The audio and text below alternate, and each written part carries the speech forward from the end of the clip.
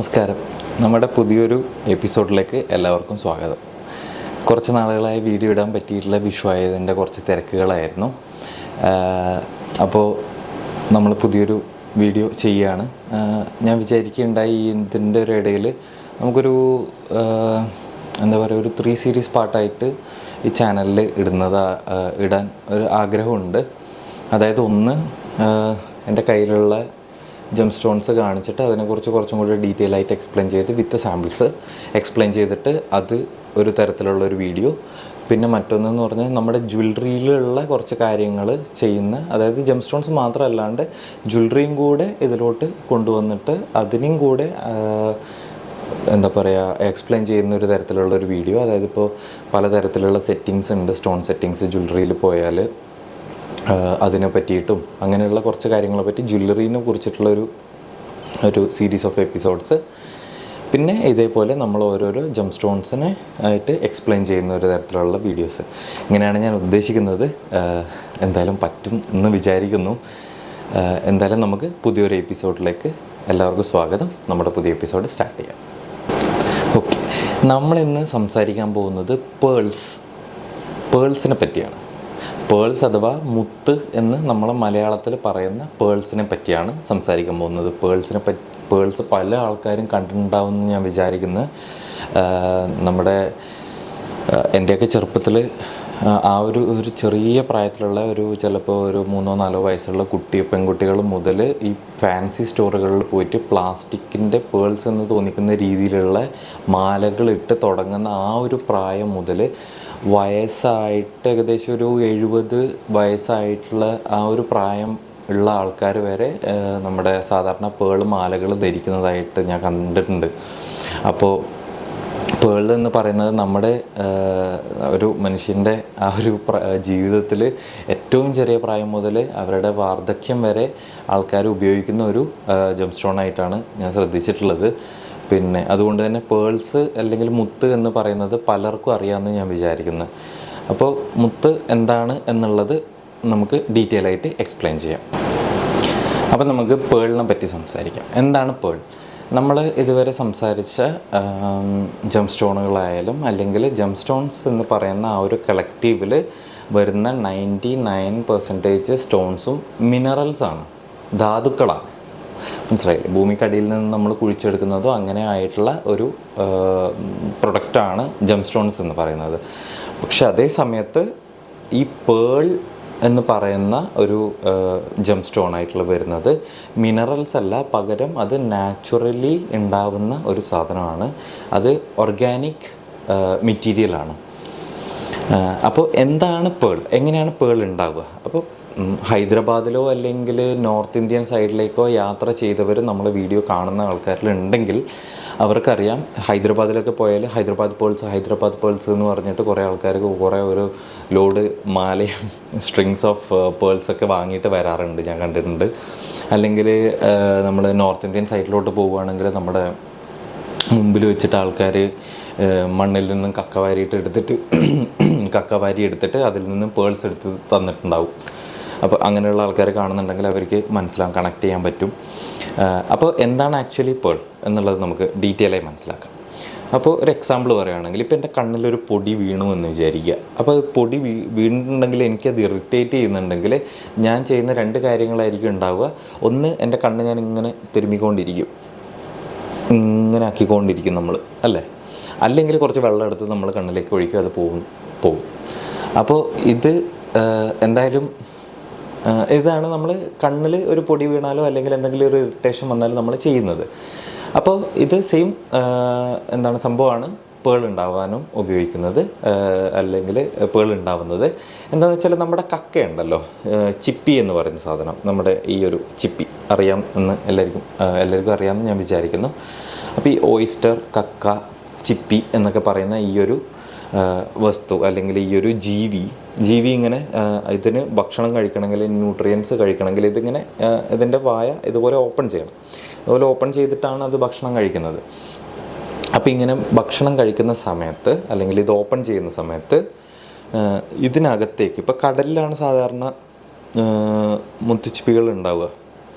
അതായത് natural pearls ഉണ്ടാവുന്നത് കടലിലാണ്. അപ്പോൾ ഇതിങ്ങനെ ഓപ്പൺ ചെയ്യുന്ന സമയത്ത് എന്തെങ്കിലും ഒരു തരി സാൻഡ്, മണൽ, അല്ലെങ്കിൽ വേറെ എന്തെങ്കിലും ഒരു ജീവി ഇതിനകത്തേക്ക് പ്രവേശിച്ചു എന്ന് വിചാരിക്കുക. ഇതിനകത്തേക്ക് ഈ വായ പൊളിക്കുന്ന സമയത്ത് ഇതിൻ്റെ അകത്തേക്ക് പ്രവേശിക്കും. അപ്പോൾ ഈ പ്രവേശിച്ചു, ഇത് വായ അടച്ചതിന് ശേഷം ഇതിന് ഈ ഒരു സാധനം, അല്ലെങ്കിൽ ഈ കടന്നുകൂടിയ ഫോറിൻ എലമെൻറ്റ് അല്ലെങ്കിൽ ഈ തേർഡ് എലമെൻറ്റ് ഇതിൻ്റെ അകത്ത് നിന്ന് ഇറിറ്റേറ്റ് ചെയ്യാൻ തുടങ്ങും. അതായത് ഇതിൻ്റെ അകം എന്ന് പറയുന്നത്, ഇപ്പോൾ കക്ക കഴിച്ചിട്ടുള്ളവരാണെങ്കിലോ കക്ക തുറന്ന് നോക്കിയിട്ടുള്ളവരാണെങ്കിലും അറിയാം, ഭയങ്കര സോഫ്റ്റായിട്ടുള്ള ഒരു എന്താ പറയുക, ഒരു വസ്തുവാണ് ഈ കക്ക എന്ന് പറയുന്നത്, ഓയിസ്റ്റർ എന്ന് പറയുന്നത്. അപ്പോൾ ഈ സോഫ്റ്റ് ആയിട്ടുള്ള വസ്തുവിൽ ഇതുപോലെയുള്ള ഒരു 1-2 തരി സാൻഡ് കയറുമ്പോഴത്തേക്ക് തന്നെ ഇതിന് ഇറിറ്റേറ്റ് ആവാൻ തുടങ്ങും. സെയിം ലൈക്ക് നമ്മുടെ കണ്ണിലോട്ടൊരു പൊടി വീണാലോ അല്ലെങ്കിൽ ഒരു തരി മണൽ വീണാലോ നമുക്കിത് വല്ലാണ്ട് ഇറിറ്റേറ്റ് ആയി തുടങ്ങും. അപ്പോൾ നമ്മൾ ഇത് ചെയ്യുന്നത് പോലെ തന്നെ ഈ വെള്ളം ഒഴിക്കാനും അല്ലെങ്കിൽ കണ്ണ് തിരുമാനും ഈ കക്കകൾക്ക് കൈയില്ലാത്തത് കൊണ്ടും പിന്നെ ആദ്യം ഇത് തുറന്നാൽ കൂടുതൽ പൂഴി വരും എന്നുള്ള പേടി കൊണ്ടും കക്കകൾ സാധാരണ എന്താ ചെയ്യുകയെന്ന് വെച്ചാൽ, ഓയിസ്റ്റർ അല്ലെങ്കിൽ മൊളസ്ക് എന്ന് പറയും, ഇത് എന്താ ചെയ്യുകയെന്ന് പറഞ്ഞാൽ ഇതിൻ്റെ ഈ പൊടി വീണ ഒരു പ്രതലത്തിലോട്ട് ഇത് തന്നെ സിക്രീറ്റ് ചെയ്യുന്ന ഒരു പദാർത്ഥം, നമ്മുടെ കാൽഷ്യം പൊട്ടാസ്യം പോലുള്ളൊരു പദാർത്ഥമുണ്ട്. ഇത് പദാർത്ഥം വെച്ച് ഇതിനൊരു ലെയർ കവർ ചെയ്യും. അതായത് ഇപ്പോൾ ഒരു പൊടി വീണു, ആ പൊടിക്കുള്ളിൽ പൊടിയുടെ മേലേക്ക് ഇതൊരു ലെയർ വെച്ചിട്ട് കവർ ചെയ്യും. ഒരു റൗണ്ടിൽ ഒരു കവർ ചെയ്യും, റൗണ്ടിലോ അല്ലെങ്കിൽ ഏതെങ്കിലും ഒരു ഷേപ്പിൽ കവർ ചെയ്യും. അപ്പോൾ ഈ ഒരു കാൽസ്യം ലൈക്ക് നമ്മുടെ പല്ലിൻ്റെയൊക്കെ ടൈപ്പ്, പല്ലിൻ്റെയൊക്കെ ആ ഒരു രീതിയിലുള്ള ഒരു സാധനം, ആ ഒരു എലമെൻറ്റ് വെച്ചിട്ട് ഇത് കവർ ചെയ്യും. അപ്പോൾ ഈ കവർ ചെയ്തിട്ട് കുറച്ച് നാളത്തേക്ക് ഇത് ഓക്കെ ആവും. It will feel like okay, അതായത് ഇത് ഇറിറ്റേറ്റ് ചെയ്യില്ല കുറച്ച് നാളത്തേക്ക്. അപ്പോൾ കുറച്ച് നാളും കൂടെ കഴിയുമ്പോഴത്തേക്ക് ഇതും ഇറിറ്റേറ്റ് ചെയ്യാൻ തുടങ്ങും. ഈ നമ്മളിപ്പോൾ പറഞ്ഞ ഒരു ലെയർ ഇറിറ്റേറ്റ് ചെയ്യാൻ തുടങ്ങും. അപ്പോൾ ചിപ്പി എന്ത് ചെയ്യുമെന്ന് പറഞ്ഞാൽ അതിൻ്റെ മുകളിൽ മറ്റൊരു ലെയറും കൂടെ ക്രിയേറ്റ് ചെയ്യും.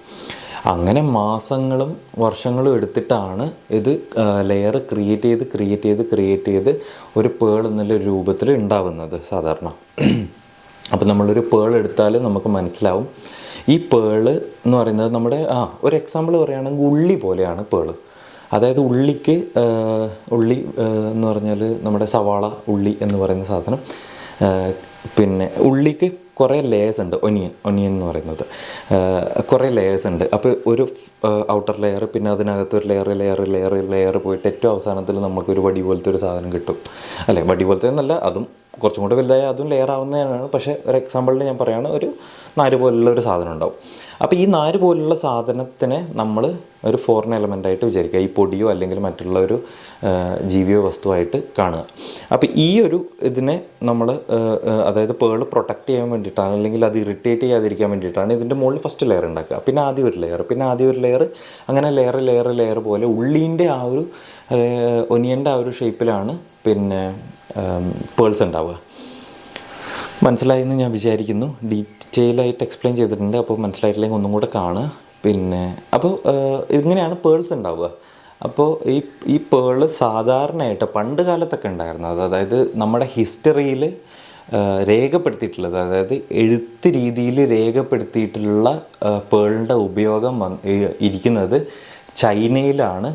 2200 BC ആ ഒരു കാലഘട്ടത്തിലാണ് പേളിൻ്റെ ആദ്യത്തെ ലിഖിത ചരിത്രമുള്ളത്. അതായത് റിട്ടേൺ ഹിസ്റ്ററി എന്ന് പറയുന്നത് 2200 BC മുമ്പേ ഉള്ളതാണ്. അതായത് ഇപ്പോൾ 4200 വർഷങ്ങൾക്ക് മുമ്പ്, 4200 വർഷങ്ങൾക്ക് മുമ്പ് മുതൽ നമ്മൾ ഉപയോഗിച്ചതായി ലിഖിത ചരിത്രമുണ്ട്. അപ്പോൾ അതിന് മുമ്പ് തന്നെ ഉപയോഗിച്ചിട്ടുണ്ടാവും, എഴുതിയിട്ടില്ല എന്ന് മാത്രമേ ഉള്ളൂ.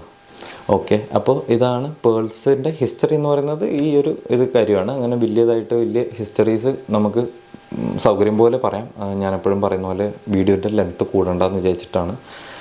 അപ്പോൾ ഈ പേൾസിൻ്റെ ഉണ്ടാവുന്നത് എങ്ങനെയാണ് എന്നുള്ളത് മനസ്സിലായല്ലോ. അപ്പോൾ പണ്ട് ഉണ്ടാവുന്നത് എങ്ങനെയാണെന്ന് വെച്ചാൽ നമ്മുടെ കടലിനടിയിൽ നാച്ചുറലായിട്ട് ഒക്കർ ചെയ്യുന്നതാണ്. അപ്പോൾ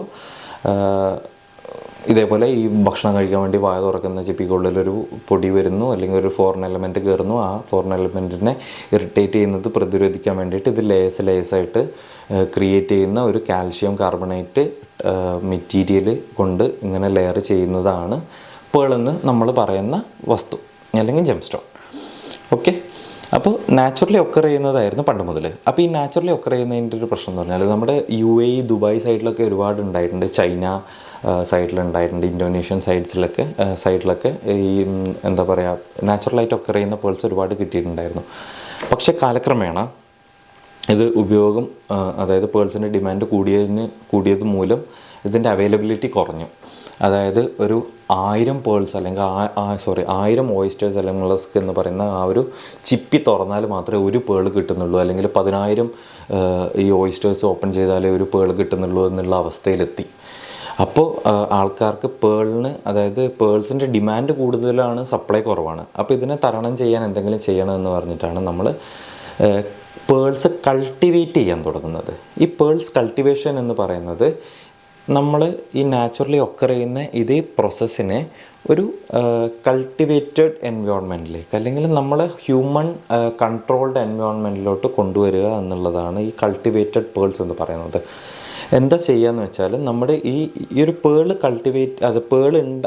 ഉണ്ടാക്കുന്ന മൊളസ്ക് അല്ലെങ്കിൽ ഓയിസ്റ്റേഴ്സിനെ നമ്മൾ എടുത്തിട്ട് അതിൻ്റെ ലിഡ് അതായത് ഈ വായ ചെറുതായിട്ടൊന്ന് ഓപ്പൺ ചെയ്തിട്ട് ഒരു തരി മണ്ണ് അല്ലെങ്കിൽ ഒരു ഫോറിൻ എലമെൻറ്റ്, ഒരു തേർഡ് സാധനം അതിലോട്ടിടും.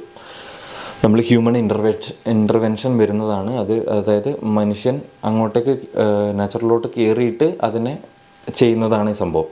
അപ്പോൾ എന്താ സംഭവിക്കുകയെന്ന് വെച്ചാൽ ഇതിനെ നമ്മൾ നാച്ചുറലി ഒക്കർ ചെയ്യുന്ന സെയിം പ്രോസസ്സ് നമ്മളായിട്ട് മനുഷ്യനായിട്ട് ചെയ്യുന്നതാണ്. അപ്പോൾ ഇതിൻ്റെ അകത്തോട്ട് ഇടും. ഇത് വീണ സ്ഥിതിക്ക് ഇതിനെ പ്രതിരോധിക്കാൻ വേണ്ടിയിട്ട് സെയിം ആ പ്രോസസ്സ് ഈ മൊളസ്ക് ചെയ്ത് തുടങ്ങും. മൊളസ്ക് പിന്നെ കാൽഷ്യം കാർബണേറ്റ് ക്രിയേറ്റ് ചെയ്ത് പേൾ ഉണ്ടാക്കാൻ തുടങ്ങും.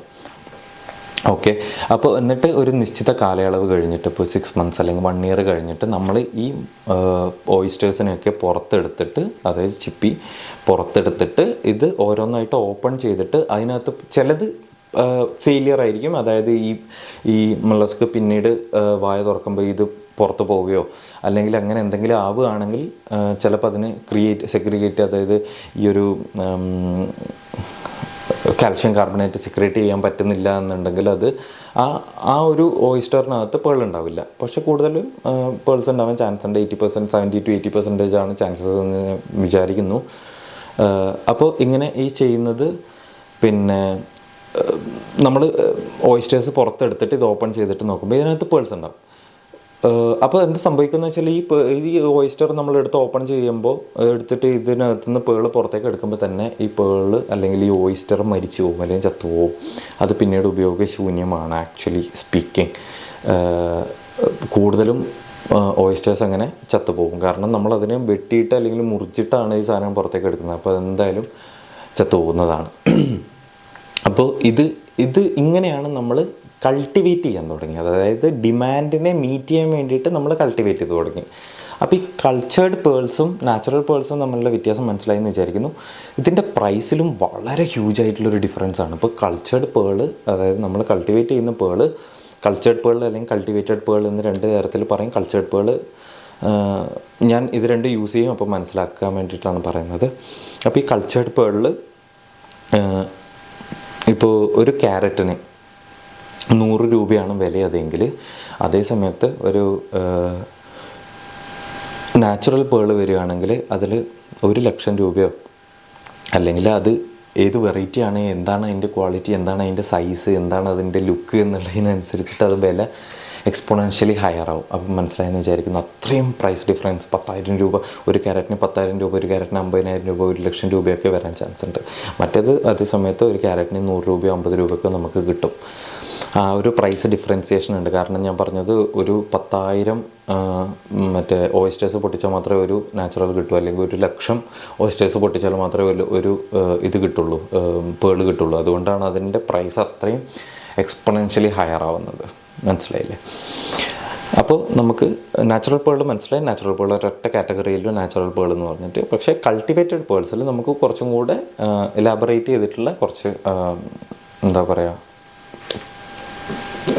കൾട്ടിവേറ്റഡ് പേൾസിൽ കുറച്ചും കൂടെ ഓപ്ഷൻസ് ഉണ്ട്. ഓപ്ഷൻസ് എന്ന് പറഞ്ഞാൽ വ്യത്യാസമുണ്ട്, അതായത് വേർതിരിച്ചിട്ട് വെച്ചിട്ടുണ്ട്. ഒന്ന്, നമ്മൾ ഏറ്റവും കൂടുതൽ ഉപയോഗിക്കുന്ന നമ്മുടെ ഈ ഒരു മാർക്കറ്റുകളിൽ ഏറ്റവും കൂടുതലായിട്ട് വരുന്നൊരു പേളാണ് കൾച്ചേർഡ് പേൾ എന്ന് പറയുന്ന കൾച്ചേർഡ് പേൾ എന്ന് പറയുന്ന കാറ്റഗറിയിൽ വരുന്ന ഒരു ഇത് കാറ്റഗറിയിലൊന്നാണ് ഫ്രഷ് വാട്ടർ പേൾസ് എന്ന് പറയുന്നത്.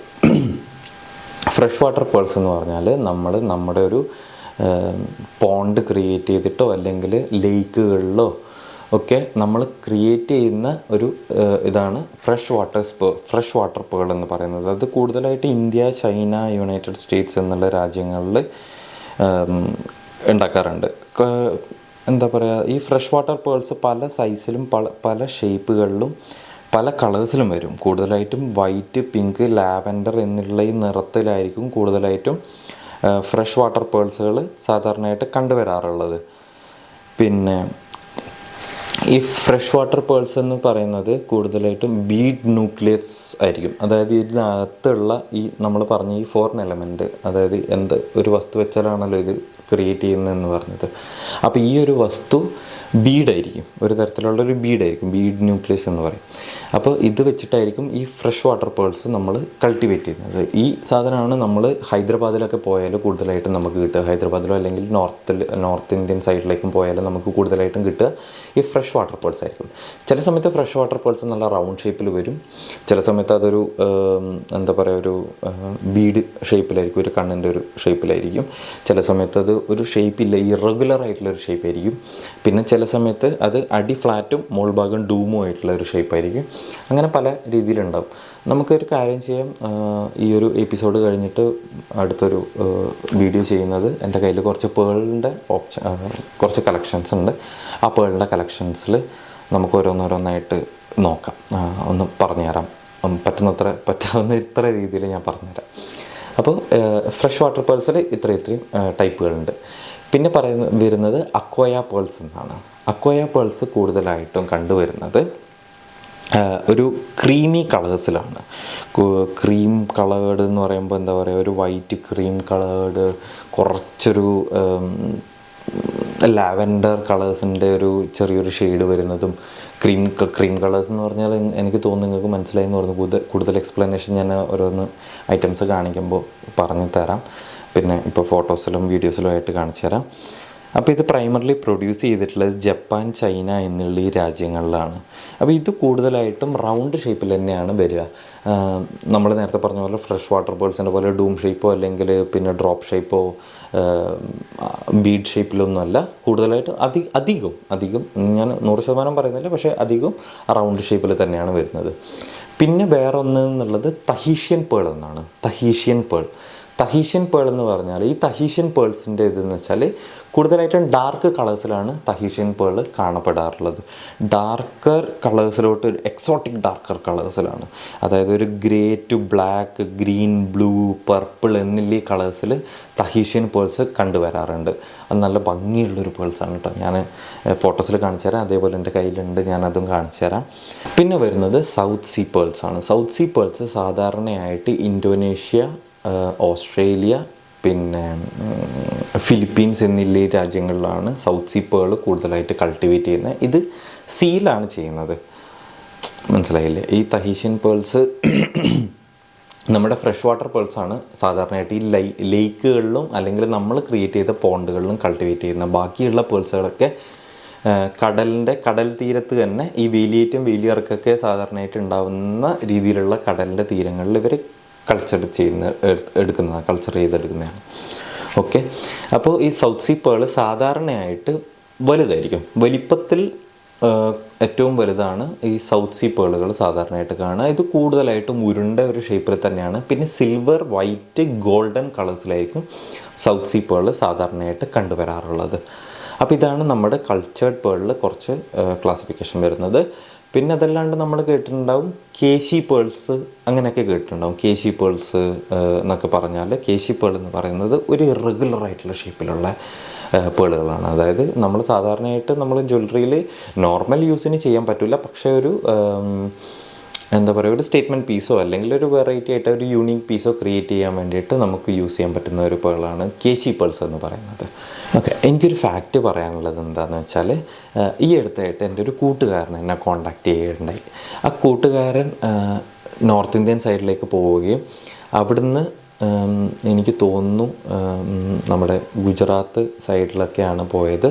അപ്പോൾ അവിടെ പോയിട്ട് അവിടെ ഒരു ലേക്കിലൂടെ അദ്ദേഹം സഞ്ചരിക്കുമ്പോൾ, ലേക്കിലൂടെ സഞ്ചരിക്കുക എന്ന് വെച്ചാൽ ബോട്ട് റൈഡിലൂടെ പോകുമ്പോൾ അതിൻ്റെ ഒരു പാർട്ടായിട്ട് ഈ ബോട്ടിലിരുന്നവർ നേരെ എടുത്ത് വെള്ളത്തിലോട്ട് ചാടുകയും ആ ചാടിയിട്ട് വന്നിട്ട് അവരുടെ കയ്യിൽ കുറച്ച് കക്കകളുണ്ടായിരുന്നു.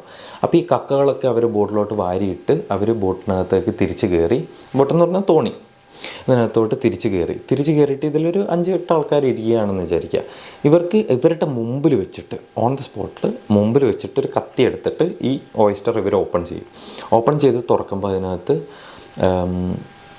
പേൾ പോലുള്ള കുറച്ച് സ്റ്റോൺസ്, ചിലത് ഓപ്പൺ ചെയ്യുമ്പോൾ കട്ട് ആൻഡ് പോളിഷ് ചെയ്ത്, എനിക്കിത് ചിരിക്കാണ്ട് പറയാൻ പറ്റില്ല, കാരണം അദ്ദേഹം പറയുമ്പോഴും ഞാൻ ചിരിച്ചു പോയതാണ്. കട്ട് ആൻഡ് പോളിഷ് ചെയ്ത് കുറച്ച് സ്റ്റോൺസ്, പിന്നെ നമ്മൾ ക്യാബഷോൺ എന്ന് സംസാരിച്ചിട്ടുണ്ട്, നമ്മുടെ എന്താ പറയുക റൂബിൻ്റെയും സഫയസിൻ്റെ ഒക്കെ വീഡിയോസിൽ ക്യാബഷോൺ എന്താണെന്ന് സംസാരിച്ചിട്ടുണ്ട്. അതായത് ഈ അടി ഫ്ലാറ്റായിട്ട് മോൾ ഭാഗം ഡൂം ഷേപ്പിൽ നല്ല രീതിയിൽ പോളിഷ് ചെയ്തെടുക്കുന്ന സ്റ്റോണുകളാണ് ക്യാബഷോൺ എന്ന് പറയുന്നത്. അപ്പോൾ ഇതുപോലെ ക്യാബഷോൺ ആയിട്ടുള്ള സ്റ്റോണുകളൊക്കെ ഈ ചിപ്പിക്കകത്ത് നിന്ന് പുറത്തെടുത്തു. എന്നിട്ട് ഇദ്ദേഹം ഇത് വാങ്ങിയിട്ട് തിരിച്ച് നാട്ടിൽ വന്നിട്ടാണ് എന്നോട് പറയുന്നത് ഇങ്ങനെയൊക്കെ സംഭവം ഉണ്ടായിട്ടുണ്ട്. ഞാൻ പറഞ്ഞു, എൻ്റെ പൊന്നു സുഹൃത്തെ, ഈ ചിപ്പിക്കുള്ളിൽ നിന്ന് വരുന്നത് ആകെ ചിപ്പിക്കുള്ളിൽ നിന്ന് നമുക്ക് കിട്ടുന്നത് ജംപ് സ്റ്റോണിൻ്റെ കേസിൽ പേഴ്സ് മാത്രമാണ്. അല്ലാണ്ട് ചിപ്പിക്ക് അതിനകത്തൊരു മെഷീൻ അല്ലെങ്കിൽ ഒരു ഫാക്ടറി ഇല്ല. ഒരു സാധാരണ ഒരു റഫ് സ്റ്റോൺ എടുത്ത് അതിനകത്ത് വെച്ച് കട്ട് ചെയ്ത് പോളിഷ് ചെയ്ത് മിനുക്കിയിട്ട് നമുക്ക് കൊണ്ടുതരാൻ ഇതിനകത്ത് ചിപ്പിക്കകത്തൊരു ഫാക്ടറി ഇല്ല, ജം ഇൻഡസ്ട്രി ഇല്ല. അപ്പം നമുക്ക് ആകെ കൂടെ കിട്ടുന്നതെന്ന് വെച്ചാൽ ഈ പേൾ മാത്രമേ നമുക്ക് കിട്ടുള്ളൂ. പിന്നെ അദ്ദേഹം പറഞ്ഞതുപോലെ ഈ ഒരു പുഴയിലേക്ക് എടുത്ത് ചാടും കുറച്ച് കക്കവാരി കൊണ്ടുവന്ന് ആ കക്കയിൽ മൊത്തം ഓപ്പൺ ചെയ്യുമ്പോഴൊക്കെ ഓരോരോ പേൾസ് ഉണ്ടാവുക എന്ന് വെച്ചാൽ അത് ഇറ്റ്സ് അൺബിലീവബിൾ. അത് എന്താ പറയുക, 100-ൽ 0.00001% മാത്രമേ ഒരു ചിപ്പിക്കെങ്കിലും അങ്ങനെയുള്ളത് ഉണ്ടാവാൻ ചാൻസ് ഉള്ളൂ. അപ്പോൾ എനിക്ക് പറയാനുള്ളതെന്ന് വെച്ചാൽ ഇങ്ങനെയുള്ള നോർത്ത് ഇന്ത്യൻ സൈഡിലേക്കായിട്ട് യാത്ര ചെയ്യുന്നവർ ഇങ്ങനെ കണ്ടാൽ പറ്റിപ്പെടരുത്. അങ്ങനെയുള്ള സംഭവങ്ങളിൽ ചിപ്പിക്കുള്ളിൽ പേൾ മാത്രമേ വരുള്ളൂ. അത് നമ്മൾ ഈ പറഞ്ഞതുപോലെ കൾച്ചേർഡ് പേൾസാണ്. ഇത് സംഭവം എന്തായിരിക്കും എൻ്റെ കണക്കൂട്ടലിൽ എന്തായിരിക്കും എന്ന് വെച്ചാൽ, തലേ ദിവസം അല്ലെങ്കിൽ വൈകുന്നേരം അല്ലെങ്കിൽ രാവിലെകളിൽ ഇവർ ഈ ബോട്ട് റൈഡിന് മുമ്പായിട്ട് അവർക്ക് ഓരോരോ സ്പോട്ടുകളുണ്ടാവും. ഈ സ്പോട്ടിൽ പോയിട്ട് അവർ കുറച്ച് കക്കകൾ അവരുടെ ഒരു ബാസ്ക്കറ്റിലോ അല്ലെങ്കിൽ ഈ കക്കകൾ തലേ ദിവസം ഇവർ ഓപ്പൺ ചെയ്യും. ഈ കക്കകൾ ഓപ്പൺ ചെയ്യുമ്പോൾ തന്നെ നമ്മൾ പറഞ്ഞതുപോലെ കക്കകൾ ചത്തുപോകും.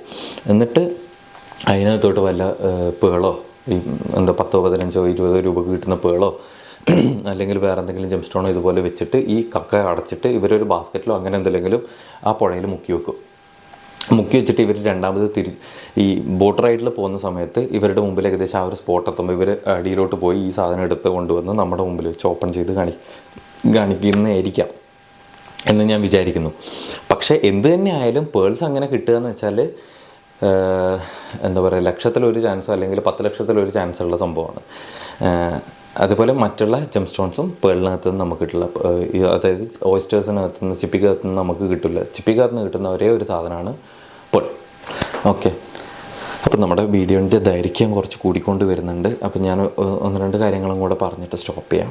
അപ്പോൾ ഈ പേള് ഓക്കെ നമ്മൾ സംസാരിച്ചതിൽ ആ സ്റ്റാർട്ടിങ്ങിൽ ഞാൻ പറഞ്ഞിട്ടുണ്ട്, എൻ്റെ ചെറുപ്പത്തിലൊക്കെ ഞാൻ കണ്ടിട്ടുണ്ട് 3 വയസ്സ് 4 വയസ്സൊക്കെ ഉള്ള കുട്ടികൾ പ്ലാസ്റ്റിക്കിൻ്റെ പേള് ഇടുന്നതും പിന്നെ പ്രായമായ 70-80 വയസ്സിലുള്ള കുറച്ചും കൂടെ വാർദ്ധക്യം ബാധിച്ചവർ അതുപോലെ പേൾസിൻ്റെ മാലകൾ ഇടുന്നതൊക്കെ.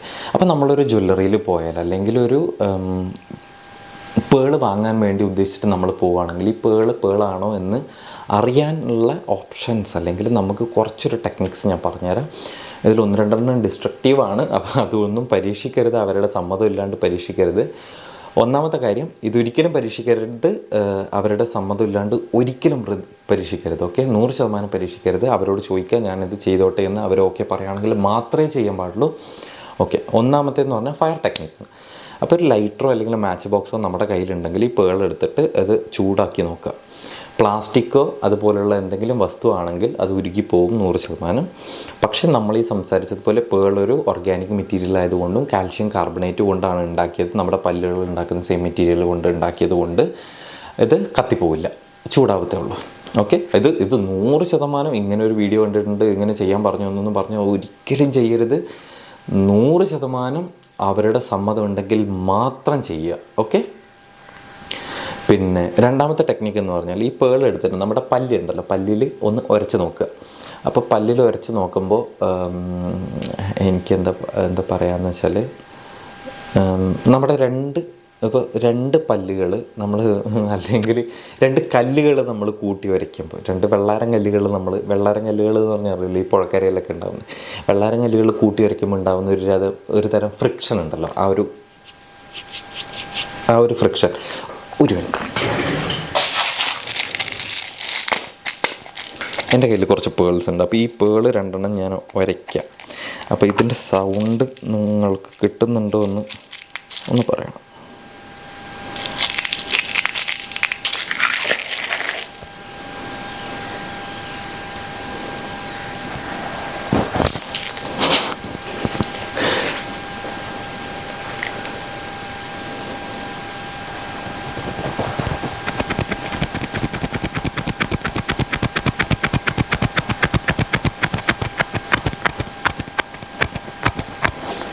കിട്ടിയെന്ന് വിചാരിക്കുന്നു.